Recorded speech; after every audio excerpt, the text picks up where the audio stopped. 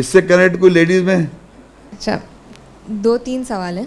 پہلا تو یہ ہے کہ اللہ تعالیٰ نے مقدس وادی سے موسیٰ کو پکارا، یعنی مکہ مکرمہ سے. تو پھر ابراہیم نے دعا میں یہ کیوں کہا، یہ کیوں مانگا کہ اس شہر کو امن والا بنا دے؟ کیونکہ وہ تو ویسے ہی امن کی جگہ ہے نا. اگر ہاں نہیں، وہاں پر امن نہیں. دیکھیں اللہ تعالیٰ بھی کہتا ہے وَعَهِدْنَا إِلَىٰ إِبْرَاهِيمَ وَإِسْمَاعِيلَ، ہم نے ابراہیم اور اسماعیل سے عہد کیا ان طاہرا بیتیا، میرے گھر کو پاک کرو. کن لوگوں کے لیے؟ طائفین طواف کر رہے ہیں اور اعتکاف کر رہے ہیں، والعاکفین والرکع السجود. تو یہاں سے لوگ جو مشرک لوگ جا رہے ہیں وہاں پر اعتکاف بھی کر رہے ہیں، صلاۃ بھی قائم کر رہے ہیں، قیام رکوع سجود بھی کر رہے ہیں، لیکن ان کے ذہن میں گھر پاک نہیں ہے. تو ان کے لیے گھر کو پاک کو ایک تو دھوتے رہتے ہیں وہ، اور ایک فزیکل پاک بھی کرنا ہے.